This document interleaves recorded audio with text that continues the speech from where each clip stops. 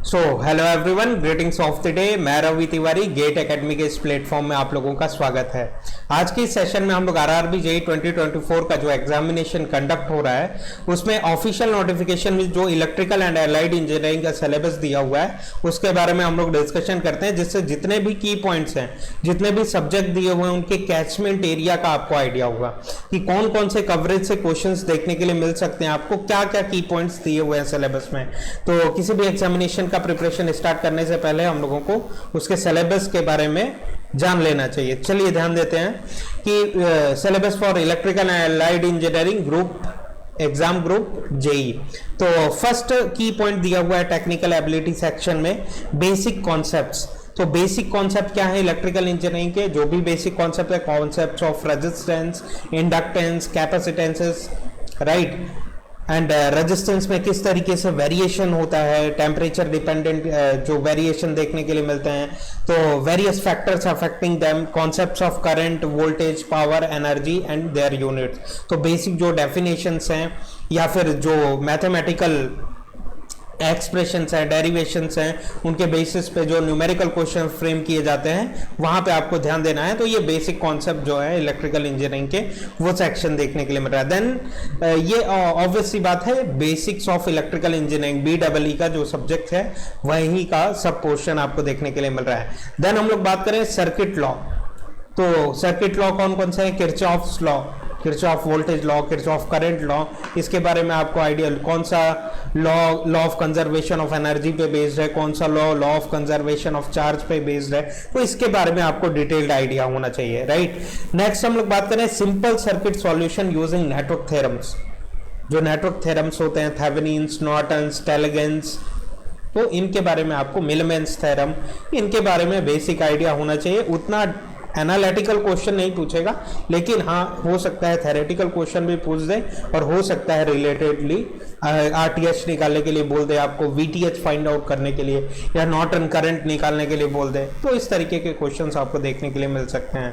Next हम लोग बात करें मैग्नेटिक सर्किट। तो ये आप basic elements of electrical engineering, basics of electrical engineering BEE का जो सब्जेक्ट है उसमें भी कवर कर सकते हैं, या फिर आपके फिजिक्स में भी आप पढ़ेंगे। फिजिक्स भी ऑलरेडी दिया हुआ है ना नॉन टेक्निकल पार्ट्स में, तो वहां पे भी आप कवर कर सकते हैं। और इलेक्ट्रिकल मशीन का जब आप सिलेबस पढ़ना चालू करते हैं तो ट्रांसफार्मर से पहले आपको मैग्नेटिक सर्किट्स का आइडिया होना चाहिए। या फिर हम लोग बात करें किसी भी मशीन में, सारी मशीन में फ्लक्स है, MMF है, रिलक्टेंस है, तो सारी की सारी मशीन्स में रिक्वायर्ड है। तो मैग्नेटिक सर्किट एक इंपॉर्टेंट रोल प्ले करता है। और प्रीवियस ईयर्स में, जैसा कि प्रीवियसली जो वीडियो क्रिएट हुआ है, वीडियो आया हुआ है गेट एकेडमी के चैनल पे ऑलरेडी अवेलेबल है, तो वहां पे आपको मैग्नेटिक सर्किट से प्रीवियस ईयर्स में क्वेश्चन देखने के लिए मिले हुए हैं, राइट। तो मैग्नेटिक सर्किट को अच्छे से पढ़ के जाइएगा, जिससे आपका सारा सब्जेक्ट जो मशीन का पोर्शन है वो स्ट्रांग रहे। और ऑब्वियस सी बात है एग्जाम का रिक्वायरमेंट तो है ही। नेक्स्ट हम लोग बात करें मैग्नेटिक सर्किट में concepts of flux, MMF, reluctance, different kinds of magnetic materials, ferromagnetic, diamagnetic, paramagnetic materials, इनके बारे में आपको आइडिया होना चाहिए। और इनके एग्जांपल्स पता होना चाहिए कि कॉपर, सपोज करिए कॉपर दे दिया, कौन सा मटेरियल है, डायामैग्नेटिक, पैरामैग्नेटिक, ऐसे 4 ऑप्शन दे दिए, एल्यूमिनियम दे दिया, गोल्ड दे दिया, सिल्वर दे दिया। तो इनके बारे में आपको आइडिया होना चाहिए कि कौन सा मटेरियल किस कैटेगरी में है, और इनकी रिलेटिव परमेबिलिटी क्या है, रिलेटिव परमेबिलिटी का रेंज क्या होता है, तो इसका बेहतरीन आइडिया होना चाहिए आपको। नेक्स्ट हम लोग बात करें magnetic calculations for conductors of different configurations. Example straight, circular, solenoidal etcetera. तो उसमें आपको पूछ देगा रिलक्टेंस फाइंड आउट करिए, नंबर ऑफ टर्न्स दे देगा इस तरीके से, या फिर फ्लक्स फाइंड आउट करिए, MMF दे देगा, रिलक्टेंस दे देगा, फ्लक्स फाइंड आउट करने के लिए दे दिया जाएगा। तो क्यों, जैसे कि इलेक्ट्रिकल फॉर्मूला I = V/R होता है ना, I = V/R, V = IR देखने के लिए मिलता है। तो सिमिलरली फ्लक्स = जैसे वहां पे इलेक्ट्रिकल सर्किट में EMF होता है, इलेक्ट्रोमोटिव फोर्स, वैसे ही मैग्नेटिक सर्किट में magnetomotive force divided by reluctance होता है, रेजिस्टेंस की जगह पे रिलक्टेंस होता है। तो इस तरीके के क्वेश्चंस आपको देखने के लिए मिल सकते हैं। और ये सिलेबस में दिया हुआ है, राइट। देन इलेक्ट्रोमैग्नेटिक इंडक्शन जो है, self induction, mutual induction. Transformer में क्या पढ़ते हैं हम लोग? सेल्फ इंड्यूस्ड ईएमएफ के बारे में बात करते हैं, mutual induced EMF, self inductance, mutual inductance, leakage inductance, leakage flux, right, self flux, mutual flux, leakage flux. तो ये सारी आइडिया आपको पता होने चाहिए। आपको डिटेल्स कोर्स में ये सारी चीजें देखने के लिए मिलेगा। गेट एकेडमी का जो कोर्स अवेलेबल है उसमें सारी चीजें कवर करके दी गई हैं आपको। ऐसा कोई भी पॉइंट नहीं है, ऐसा कोई भी की पॉइंट्स नहीं है जो कि आपके कोर्स में छूटता हो। तो नेक्स्ट हम लोग बात करें एसी फंडामेंटल्स। अगेन हम लोग बेसिक्स ऑफ इलेक्ट्रिकल इंजीनियरिंग के सिलेबस में है, BEE के बारे में बात कर रहे हैं। एसी फंडामेंटल्स, इंस्टेंटेनियस वैल्यू किसको बोलते हैं, पीक वैल्यू क्या है, आरएमएस वैल्यू क्या है, इसके जनरल जो एक्सप्रेशंस होते हैं उसके बेसिस पे नॉर्मल आपको न्यूमेरिकल फ्रेम करके दे दिया जा सकता है। And average values of alternating waves, कि ट्रायंगुलर वेव है उसका एवरेज वैल्यू क्या होगा, और व्हाट डू वी से, रेक्टेंगुलर वेव है उसका क्या होगा, ट्रेपेजॉइडल वेव है उसका क्या होगा, साइनसॉइडल वेव है उसका क्या होगा। तो ऑब्वियस सी बात है इन सारी चीज़ों का आइडिया होना चाहिए। आरएमएस वैल्यू क्या होगी, एवरेज वैल्यू क्या होगी, पीक वैल्यू क्या होगी, तो इन सारे वैल्यूज के बारे में आपको आइडिया होना चाहिए, right.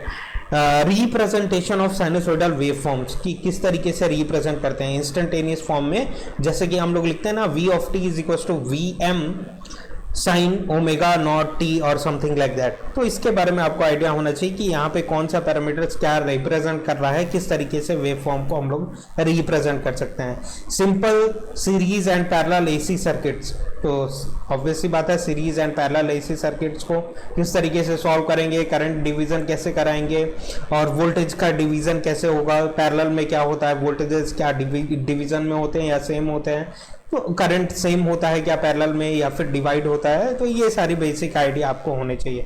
Consisting of RL and C network, C resonance tank circuit, इनके बारे में आपको आइडिया होना चाहिए। रेजोनेंस क्या है, रेजोनेंस का डेफिनेशन वाइज क्वेश्चन पूछा जा सकता है। एंड देन आपके रेजोनेंस के कंडीशन देके एक नॉर्मल सा न्यूमेरिकल फ्रेम किया जा सकता है, तो आइडिया होना चाहिए आपको। देन हम लोग बात करें पॉलीफेज सिस्टम, एक की पॉइंट दिया हुआ है पॉलीफेज सिस्टम, जिसके अंदर के की पॉइंट्स ये हैं। स्टार एंड डेल्टा कनेक्शन के बारे में आइडिया होना चाहिए। एक सर्किट दे दी हुई है आपको, स्टार इक्विवेलेंट कितना होगा, इक्विवेलेंट स्टार में इसका रेजिस्टेंस कितना होगा, इंपेडेंस कितना होगा। तो आपको ये बेसिक आइडिया होना चाहिए कि स्टार से डेल्टा होते हुए रेजिस्टेंस की वैल्यू कितने टाइम्स इंक्रीज होती है, कितने टाइम्स रिड्यूस होती है, क्या फॉर्मूला है। अगर सारे के सारे ब्रांचेस में अलग अलग रेजिस्टेंस की वैल्यू है, सारे के सारे ब्रांचेस में अलग अलग इंपेडेंसेस की वैल्यू है, तो ये बेसिक आइडिया आपको होना चाहिए। नेक्स्ट हम लोग बात करें three phase power. Three phase power का V is equal to √3 VL/IL cos phi क्या है, V इज इक्वल टू कहीं पे 3 VP/IP cos phi लिखते हैं हम लोग, तो इसमें cos phi क्या है, इन सारी चीज़ों का कहाँ पे √3 लिखते हैं, कहाँ पे 3 लिखते हैं, और ये सारी कहाँ पे एस्ट्रिक्ट यूज किया जाता है, राइट, कॉन्जिकेटिव। तो इनके बारे में आपको आइडिया होना चाहिए। उतना डिटेल न्यूमेरिकल नहीं पूछ सकता है आपको जेईई के एग्जाम में, लेकिन हाँ कि कॉन्सेप्चुअल बेसिस पे डायरेक्ट क्वेश्चन भी फ्रेम किए जा सकते हैं और आपके थ्योरेटिकल क्वेश्चंस भी फ्रेम किए जा सकते हैं डेफिनेशन वाइज। तो नेक्स्ट हम लोग बात करें DC and sinusoidal response of RL and RC circuit. तो इसके बारे में भी आपको होना चाहिए जानकारी। तो डिटेल्स कोर्सेस में सारी चीज़ें अवेलेबल हैं। तो नेक्स्ट हम लोग बात करते हैं, नेक्स्ट की पॉइंट दिया हुआ है measurement and measuring instrument. Measurement of power single phase and three phase और both active and reactive power, right, and energy calculations कैसे होता है, 2 वाट मीटर मेथड क्या है, 3 फेज पावर मेजरमेंट क्या है, किस तरीके से होता है। ऑब्वियसली बात है √3 VL/IL cos phi। तो मेजरमेंट के जो मेथडोलॉजीज हैं वो पता होना चाहिए आपको, कौन सा मेथड यूज़ करेंगे, 2 वाट मीटर यूज़ करेंगे, 3 वाट मीटर कहाँ पे यूज़ करेंगे, या क्या एडवांटेजेस हैं इन मेथड्स का। एंड नेक्स्ट हम लोग बात करें measurement of frequency and angle. Frequency and angle measurement करने के लिए क्या होता है, एंड बेसिक जो ब्रिजेस हैं, राइट, कि व्हीट स्टोन ब्रिज है उसके बारे में होना चाहिए आपको idea. And then ammeter and voltmeter, ammeter का इंटरनल रेजिस्टेंस की वैल्यू क्या होती है, सीरीज में होता है कि पैरेलल में होता है internal resistance, and volt meter का आइडियल इंटरनल रेजिस्टेंस कहाँ पे कितना होना चाहिए वैल्यू, सीरीज में होता है या फिर पैरेलल में होता है, ये सारी चीज़ें आपको आइडिया होनी चाहिए। ध्यान दीजिएगा, आइडियल वोल्टेज सोर्स और आइडियल करंट सोर्स उसके भी इंटरनल रेजिस्टेंस होते हैं सीरीज में पैरेलल में, तो वहां से लिंक करके इसको स्टडी करिएगा, अदरवाइज कंफ्यूजन में आप कुछ की जगह कुछ टिक कर देंगे। तो दो टॉपिक है, एक ideal voltage source, ideal current source के इंटरनल रेजिस्टेंस के कॉन्सेप्ट्स हैं, एंड देन एक कॉन्सेप्ट आपको अमीटर एंड वोल्ट मीटर के इंटरनल रेजिस्टेंस का कॉन्सेप्ट है, तो दोनों पे ध्यान दीजिएगा। Both moving coil and moving iron instrument, तो पीएमएमसी इंस्ट्रूमेंट, इनके बारे में आपको आइडिया होना चाहिए। कौन सा इंस्ट्रूमेंट आरएमएस वैल्यू मेजर करने के लिए, कौन सा एवरेज वैल्यू मेजर करता है या डीसी वैल्यू मेजर करता है, तो इसका अच्छा खासा आइडिया होना चाहिए आपको। नेक्स्ट हम लोग बात करें extension of range of wattmeters, तो एंड देन मल्टीमीटर्स, मैगर कहाँ पे यूज़ किया जाता है, क्या यूज़ होता है इसका, किस तरीके से सेटिंग्स होती हैं मैगर की, तो थ्योरी जो है इसका मालूम होना चाहिए। Energy meter and AC bridges, AC bridges में इंडक्टेंस मेजर करने के लिए कौन सा ब्रिज यूज़ करते हैं हम लोग, देन कैपेसिटेंसेस हैं, क्या मेथोडोलॉजीज है, ये इनके बारे में। Then CRO and signal generator, CT PT current transformer, power transformer and their uses, earth fault detection कैसे करते हैं हम लोग, कौन सी मेथोडोलॉजी यूज करते हैं, तो इस अर्थ फॉल्ट डिटेक्शन से भी हो सकता है एक सिंपल सा न्यूमेरिकल फ्रेम करके दे दिया जा सके आपको। नेक्स्ट हम लोग बात करें, या फिर थ्योरेटिकल क्वेश्चन भी फ्रेम किया जा सकता है। नेक्स्ट हम लोग बात करें इलेक्ट्रिकल मशीन, क्योंकि ऑलरेडी हम लोग एक वीडियो में सेपरेटली मशीन्स के बारे में डिस्कशन कर लिए हुए हैं, लेकिन आज फिर हम लोग इसके बारे में एक बेसिक आइडिया ले लेते हैं। डीसी मशीन दिया हुआ है, डीसी मशीन और एसी मशीन के सेक्शन में सिंक्रोनस, इंडक्शन एंड ट्रांसफार्मर दिया हुआ है, and fractional kilowatt Motors, right. तो ये ओवरऑल सिलेबस है। एंड डीसी मशीन में again construction, interpolar winding, compensating winding, basic principle of DC Motors and generators. तो अगर आपने वो सेपरेट सिलेबस का वीडियो नहीं देखा हुआ है, वो जरूर वॉच आउट करिए, क्योंकि मशीन के लिए हम लोगों ने सेपरेट वीडियो दे दिया हुआ है कि क्या क्या की पॉइंट्स है, किस तरीके से आपको पढ़ना है मशीन के सिलेबस को, क्योंकि मशीन ओवरऑल कवरेज का 20 to 25% क्वेश्चंस आपको मशीन से ही देखने के लिए मिलेंगे, राइट। ओवरऑल सीबीटी 2 में 150 मार्क्स का एग्जामिनेशन, 150 क्वेश्चंस में से 20 to 25% क्वेश्चन आपको मशीन के सिलेबस से देखने के लिए मिलेंगे। मोटर्स एंड जनरेटर्स, तो डीसी मशीन में motors and generators and their characteristic, किस तरीके के कैरेक्टरिस्टिक होते हैं, voltage characteristic, torque characteristic, speed characteristic, इनके बारे में आइडिया होना चाहिए। And then speed control methodology है, लास्ट ईयर स्पीड कंट्रोल से एक क्वेश्चन आया हुआ है कि थर्मिस्टर या फिर थायरिस्टर कौन सा स्पीड कंट्रोल के लिए यूज करते हैं हम लोग डिवाइस, राइट।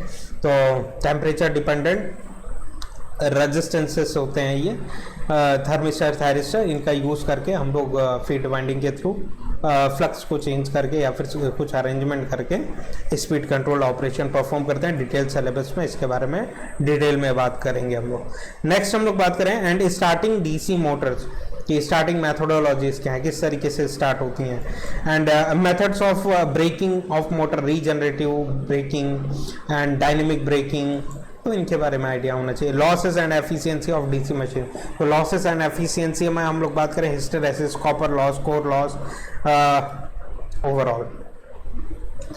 नेक्स्ट है पॉइंट जो कि दिया हुआ है आपके सिलेबस में, single phase and 3 phase transformer, तो इनके कंस्ट्रक्शन वाइज आपको पता होना चाहिए।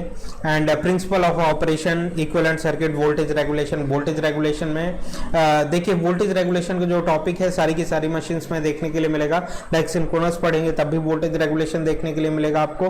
तो आपको डिफरेंसेस पता होना चाहिए कि जैसे डिस्ट्रीब्यूशन ट्रांसफार्मर का क्या वोल्टेज रेगुलेशन होता है और पावर ट्रांसफार्मर का क्या वोल्टेज रेगुलेशन होता है, इसके बारे में डिटेल्ड आइडिया होना चाहिए, अच्छा खासा आपको नॉलेज होना चाहिए, राइट।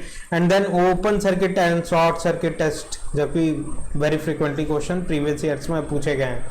लॉसेस एंड एफिशिएंसी, यहाँ पे भी वही सेम बात है, copper, hysteresis, eddy current loss, जो कि कॉम्बिनेशन कोर लॉस कहलाता है। And effect of voltage, frequency and wave form on losses, next parallel operation के क्या कंडीशन है, ऐसा न्यूमेरिकल क्वेश्चन तो नहीं फ्रेम किया जा सकता है पैरेलल ऑपरेशन से जेई के एग्जाम में, लेकिन आपको थ्योरेटिकल क्वेश्चंस का आइडिया होना चाहिए, जो कंडीशंस हैं नेसेसरली एंड डिजायरेबल कंडीशंस हैं उनके बारे में आइडिया होना चाहिए, both for single phase and 3 phase transformer.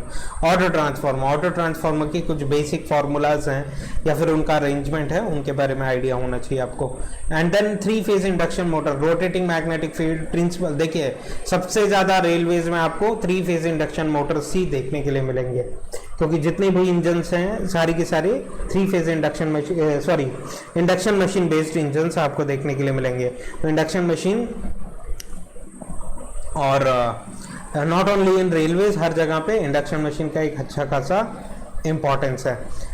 Next हम लोग बात करें रोटेटिंग, आरएमएफ का क्या कॉन्सेप्ट है, principle of operation, equivalent circuit, torque speed characteristic जो कि इंपॉर्टेंट है, starting and speed control of 3 phase induction. Speed control में variable voltage variable frequency control method पे ध्यान दीजिएगा, बहुत ज़्यादा फोकस करिएगा। प्रीवियसली जो क्वेश्चन आए हुए हैं या फिर टेस्ट सीरीज जब आप अटेम्प्ट करेंगे तो जो क्वेश्चन देखने के लिए मिलेंगे उनका डिटेल्ड एनालिसिस करिएगा, जैसे ये वेरिएबल वोल्टेज वेरिएबल फ्रीक्वेंसी वाले जितने भी क्वेश्चन हैं उसका आइडिया आपको हो, तो क्योंकि वेरी फ्रीक्वेंटली प्रीवियस ईयर्स में पूछा गया है। नेक्स्ट हम लोग बात करें methods of braking, again regenerative, dynamic braking, इन सारी चीज़ों के बारे में आइडिया होना चाहिए। Effect of voltage and frequency, variation और टॉर्क एंड स्पीड कैरेक्टरिस्टिक, तो ऑब्वियसली बात है ये क्या है, स्पीड कंट्रोल का है टॉपिक, और variable voltage variable frequency control method का है। फ्रैक्शनल किलोवाट मोटर्स क्या हैं and single phase induction Motors का आइडिया होना चाहिए, कैरेक्टरिस्टिक एंड एप्लीकेशंस का आइडिया होना चाहिए। सिंगल फेज इंडक्शन मोटर्स का कौन से कैपेसिटर स्टार्ट होते मशीन होते हैं, capacitor start capacitor run machine कौन से होते हैं, and resistance split phase motor क्या है, एंड देन शेडेड रिंग वाली मोटर्स कौन कौन से हैं, शेडेड मोटर्स, तो यहाँ पे आइडिया होना चाहिए आपको। एंड देन सिंक्रोनस मशीन्स में generation of 3 phase EMF, armature reaction, voltage regulation, operation of 2 alternative, synchronization में 2 डार्क लैंप मेथड और 3 डार्क ब्राइट लैंप मेथड, इनके बारे में आइडिया होना चाहिए। सिंक्रोनोस्कोप की थ्योरी आपको मालूम होनी चाहिए। Control of active and reactive power की, ओवर एक्साइटेड है मशीन तो किस तरीके से बिहेव करेगी, आर्मेचर रिएक्शन का नेचर कैसा होगा, करंट का नेचर कैसा होगा, both for generator and motor आपको आइडिया होना चाहिए। And starting and application of synchronous Motors. Next हम लोग बात करते हैं, नेक्स्ट स्लाइड में आपको दिया हुआ है जनरेशन, ट्रांसमिशन एंड डिस्ट्रीब्यूशन, जो कि पावर सिस्टम का पार्ट है। तो यहाँ पे different types of power stations, right, कि स्टीम स्टेशन कैसे होते हैं, या फिर हम लोग बात करें जियोथर्मल कैसे होते हैं, इनके बारे में आइडिया होना चाहिए। Next load factor, diversity factor, demand factor, इनकी क्या फॉर्मूला है, डायरेक्टली क्वेश्चन देखने के लिए मिला हुआ है, राइट। तो इनके फॉर्मूला जो है और बेसिक जो डेफिनेशन है वहां से क्वेश्चन देखने के लिए मिलते हैं। Cost of generation, interconnection of power stations, power factor improvement, कि किस तरीके से हम लोग कैपेसिटर बैंक या फिर इंडक्टेंस लगा के पावर फैक्टर को बैलेंस करते हैं, यूनिटी के आसपास मेंटेन करने की कोशिश करते हैं, या फिर आप एसपीएम वगैरह भी यूज़ करते हैं ना, synchronous phase modifier, synchronous condenser, जो कि सिंक्रोनस जनरेटर होते, सिंक्रोनस मोटर्स होते हैं।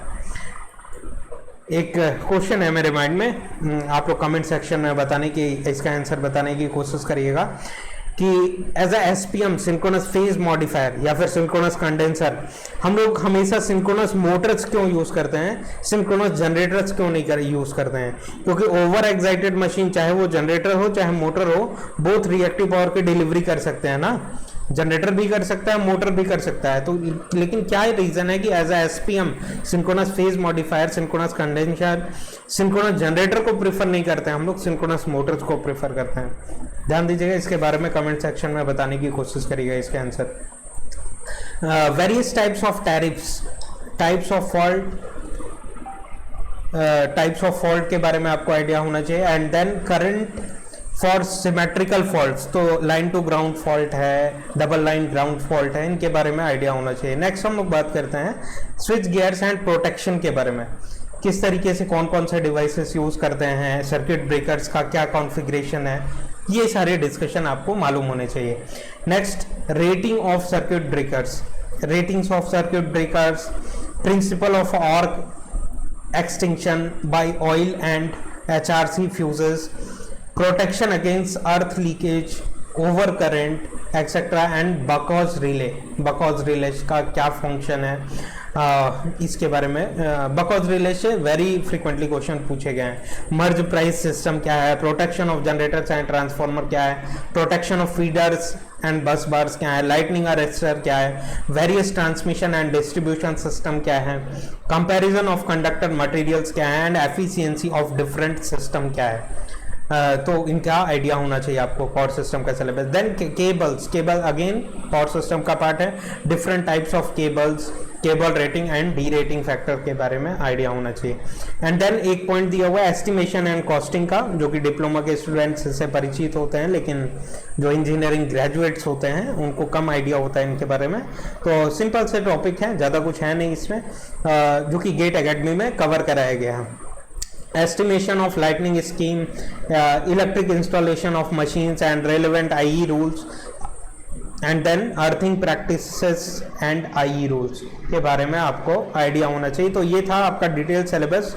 एंड नेक्स्ट 2 पॉइंट और दिए हुए हैं, यूटिलाइजेशन ऑफ इलेक्ट्रिकल एनर्जी। इसका भी आइडिया इंजीनियरिंग ग्रेजुएट्स को नहीं होता है, जबकि डिप्लोमा वाले अपने सेमेस्टर एग्जामिनेशन में या फिर जो डिप्लोमा के जो एग्ज़ाम्स होते हैं वहाँ पे वेरी फ्रिक्वेंटली यहाँ पे ये सिलेबस पूछा जाता है।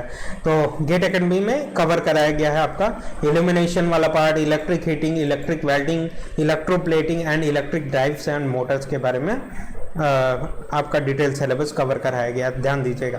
Next basic electronics, working of various electronic devices like PN junction diodes, transistor, NPN and PNP configurations, common emitter configuration, BJT वगैरह, एंड JFET क्या है, MOSFET तो आपका पावर इलेक्ट्रॉनिक्स का पार्ट है।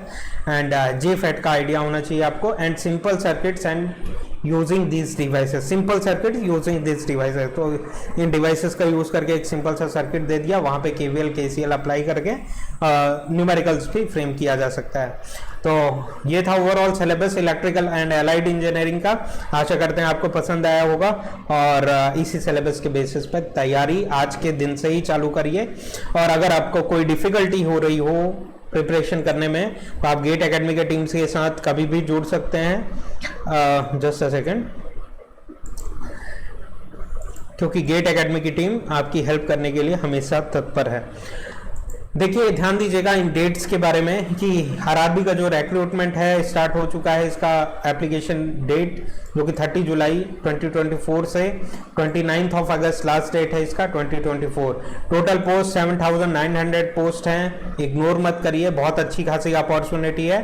एंड गेट एकेडमी का जो course RRB JEE specially design किया गया कोर्स है, 777 रुपीज़ में बोथ CBT1 एंड CBT2 अब आपको कवर कराया जा रहा है। एंड जिस दिन आप परचेस करते हैं कोर्स, उसे सेम डे से सारे सब्जेक्ट्स बोथ CBT1 और CBT2 में जो अवेलेबल सब्जेक्ट्स हैं, वो सारे के सारे सब्जेक्ट्स के जो वीडियोस हैं वो आपको डे 1 से ही प्रोवाइड कर दिए जाएंगे। तो आपको ये कंफ्यूजन नहीं रहेगा कि अभी ये सब्जेक्ट स्टार्ट कर लेता हूँ फिर कुछ दिन बाद दूसरा सब्जेक्ट। तो जब जो माइंडसेट हो आपका, उस सब्जेक्ट से आप स्टार्ट कर सकते हैं। सारे के सारे रेडिली अवेलेबल वीडियोस अवेलेबल हैं गेट एकेडमी के कोर्स में, तो ध्यान दीजिएगा इसके बारे में। नेक्स्ट सेशन में हम लोग अगेन इन सिलेबस में जो हाईएस्ट वेटेज वाले सब्जेक्ट्स हैं उनके बारे में बात करेंगे। तो ये था इलेक्ट्रिकल इंजीनियरिंग का पूरा सिलेबस। आशा करते हैं आपको पसंद आया होगा, और कोई भी डाउट होता है तो आप कमेंट सेक्शन में पूछिए, बताइए, या फिर रिलेटेड टॉपिक्स में जिसमें आपको वीडियोस चाहिए वो बताने की कोशिश करिए कमेंट बॉक्स में। अकॉर्डिंगली वीडियोस आपको प्रोवाइड किए जाएंगे। Thank you very much for this session. Very very all the best for RRB JEE.